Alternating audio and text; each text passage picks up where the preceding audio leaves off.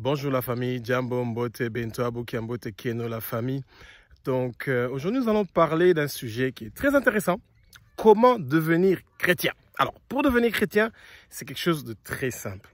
C'est d'accepter Jésus-Christ de Nazareth comme votre Seigneur, Sauveur et Maître. Et ça veut dire qu'à partir de maintenant, vous allez plus vivre selon votre plan, mais selon le plan que Jésus-Christ a pour votre vie.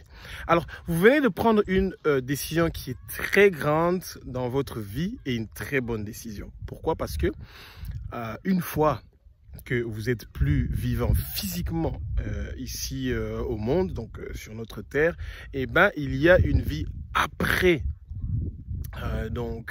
votre mort physique.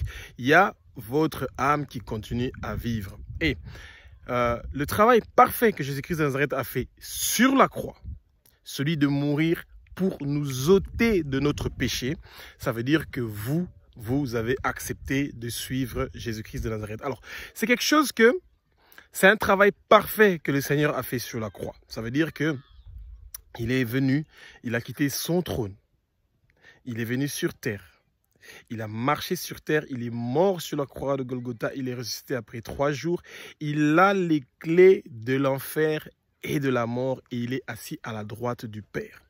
Et ça, c'est le plus grand sacrifice que le Seigneur a pu faire pour que toi, tu puisses venir vers lui.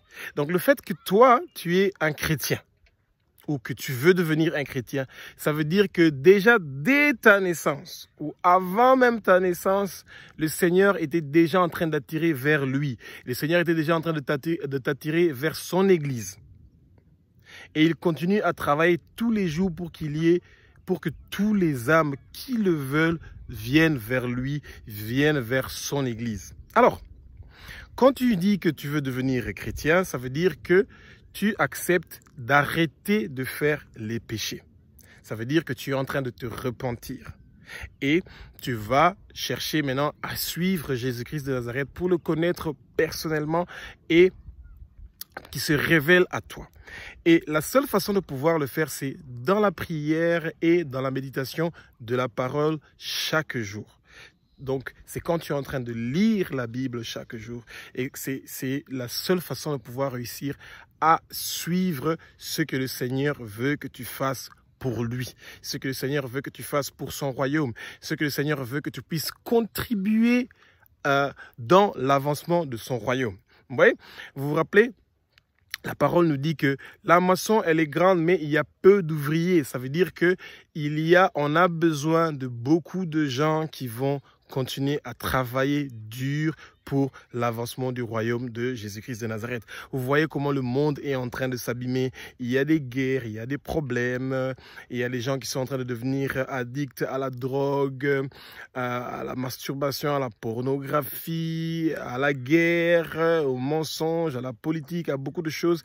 Eh bien, on a besoin d'une très grande armée qui va continuer à prier nuit et jour pour que ces problèmes-là qui sont en train d'envahir le monde entier puissent pouvoir réussir à être résolus et que les gens ne puissent pas se décourager, que les gens ne soient pas effrayés et que les gens ne sentent pas la peur et que toutes les menaces qu'on est en train de leur proposer, que vous allez tout perdre, vous allez perdre vos biens, vous allez perdre votre argent, vous allez perdre votre standing, etc. Quand vous êtes en train de suivre le Seigneur, ça veut dire que vous avez accepté de croire à ce qui est invisible, de croire aux richesses qui sont invisibles, de croire à la vie éternelle. Et donc, tout ce qui est matériel ou qui est d'ici sur Terre, c'est quelque chose que vous allez voir que ça ne va plus avoir une grande importance pour vous. Et la majorité de votre temps, vous ne serez pas en train de le passer en train de vous intéresser aux réseaux sociaux, à qu'est-ce qu'on a dit dans les réseaux sociaux, qu'est-ce qu'on a fait encore dans les réseaux sociaux, etc. Mais vous allez plus vous intéresser à la parole. Et ce n'est pas d'autres gens qui doivent lire la Bible pour vous, vous devez lire cette Bible-là vous-même pour que le Seigneur et le Saint-Esprit puissent se révéler à vous. Vous voyez, c'est quelque chose qui est très important. Et il faut prier chaque jour. Chaque jour, vous devez prier parce que vous avez besoin de la prière. Vous avez besoin de grandir spirituellement. Vous avez besoin de faire croître votre spiritualité, vous voyez, et c'est comme ça que vous allez voir que la gloire du Seigneur, sa gloire infinie jusqu'à l'au-delà, qui va commencer à briller sur vous. Vous allez voir que votre façon de parler, de faire les choses, de voir les choses vont devenir très différentes, et vous allez avoir la facilité de pouvoir pardonner les autres quand ils vous font du mal. Vous allez avoir la facilité de pouvoir trouver des solutions quand vous êtes dans certaines difficultés, et vous allez voir la crainte d'être dans des problèmes ou dans des difficultés va partir parce que vous savez que vous avez un Père qui est là pour vous et qui est là pour vous aider à pouvoir sortir de toutes ces difficultés-là, de ce problème-là que vous êtes en train de rencontrer.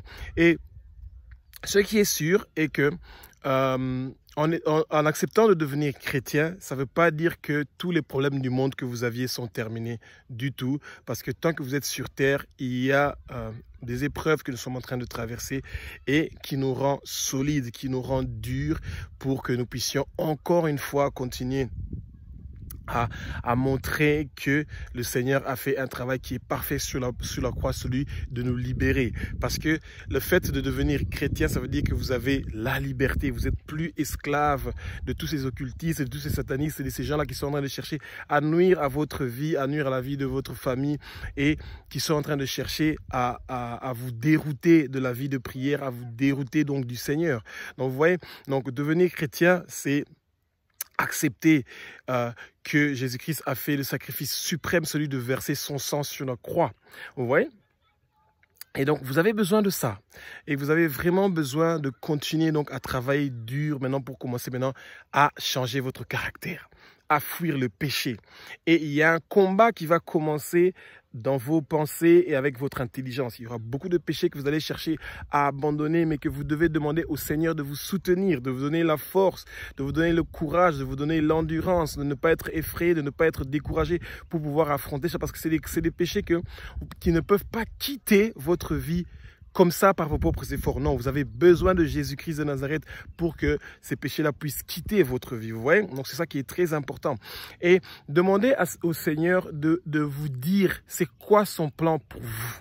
C'est quoi qu'il veut que vous fassiez pour que vous puissiez sortir de toutes ces choses-là qui sont en train de rendre votre vie très difficile. Et continuez à vous rappeler, bien aimé, que vous avez fait un très bon choix de suivre Jésus-Christ, parce que c'est lui qui est notre sauveur, c'est lui qui est notre Seigneur, c'est lui qui est notre maître, c'est lui qui nous donne la vie éternelle. Ça veut dire que quand vous avez fait le choix de le suivre, vous avez fait le meilleur choix que vous allez jamais regretter dans votre vie. Et malgré les épreuves, malgré les difficultés que vous allez rencontrer sur votre chemin, peu importe, continuez toujours à vous rappeler que c'est un Dieu qui ne fait pas d'erreur. Il est parfait.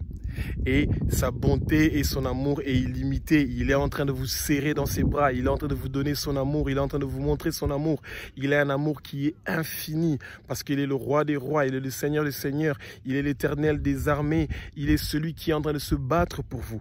Peu importe les gens qui disent qu'ils sont vos ennemis ou les gens qui vous haïssent et qui sont en train de chercher à nuire à votre vie parce que vous avez accepté Jésus-Christ dans votre vie et vous voulez devenir chrétien, il ne faut pas vous inquiéter de ça parce que le Seigneur va s'occuper de ces gens-là. Ouais?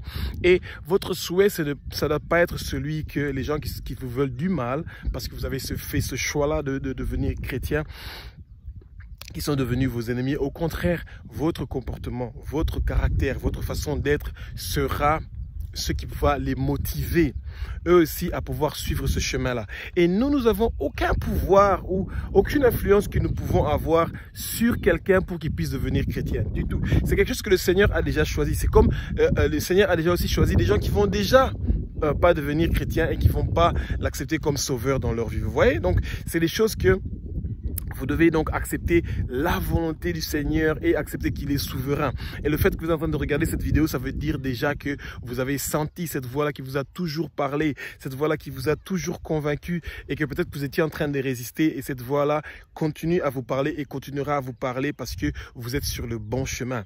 Et donc que Jésus-Christ soit avec vous. Nous allons faire une toute petite prière pour terminer. Père Tout-Puissant, nous te remercions pour ta bonté et ta grandeur. Tu es un Dieu qui est bon, qui est grand. Tu es un Dieu qui est en train de faire des choses qui sont formidables, merveilleuses dans notre vie. Papa, tu es le roi roi des rois, tu es le Seigneur des seigneurs, tu es l'alpha, l'oméga, tu es le commencement et la fin. Tu étais, tu es, tu seras, Père Tout-Puissant. Nous te remercions pour toutes ces gens qui sont en train de regarder cette vidéo, Père Tout-Puissant. Continue à toucher leur cœur pour qu'ils t'acceptent comme Seigneur, Sauveur et Maître dans leur vie, Père Tout-Puissant. Guéris-leur de toutes les maladies qui sont en train de le déranger. Enlève toutes les forteresses et les obstacles que Satan et ses démons ont mis sur leur chemin pour que ta gloire ne puisse pas les arriver, Père Tout-Puissant. Ils sont la bienvenue dans ton église, Père Tout-Puissant. Tu as un joli plan pour leur vie. Tu vas les donner, Père Tout-Puissant, un plan pour ce que toi tu veux que eux ils fassent dans leur vie et pas ce que eux ils veulent faire dans leur vie, Papa. Merci, Père Tout-Puissant, de t'occuper de tes brebis. Merci, Père Tout-Puissant, de connaître tes brebis. Merci, Père Tout-Puissant, de te révéler à tes brebis, Père Tout-Puissant. Sois avec eux tout au long de ce voyage-là qu'ils vont passer en train de te découvrir, de connaître qui tu es. Et toi, tu es en train de te révéler à eux. Ainsi, nous avons prié au nom de Jésus-Christ de Nazareth. Amen. Au revoir.